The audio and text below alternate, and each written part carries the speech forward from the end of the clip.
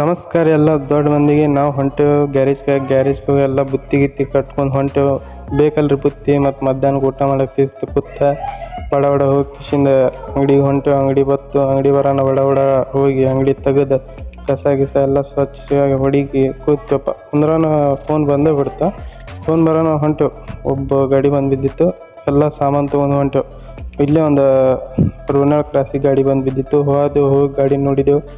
ಪದ್ದಶ್ರೀ ಗಾಡಿ ಇತ್ತು. ಗಾಡಿ ನೋಡ್ಕಿಸಿಂದ ಗಾಡಿ ಚೆಕ್ ಮಾಡಿದೆವು. ಪ್ರಾಬ್ಲಮ್ ಏನಿತ್ತು ಅಂದ್ರಪ್ಪ, ಅವ್ರ AC ಹಚ್ಚಿ ಇಳಿದ ಕಿಶಿಂದ ಲ್ಯಾಪ್ಟಾಪ್ ಚಾರ್ಜಿಂಗ್ ಹಚ್ಚಿ ಗಾಡಿ ಬಂದಿಟ್ಟಾರ. Battery down ಆಗಿಬಿಟ್ಟದ.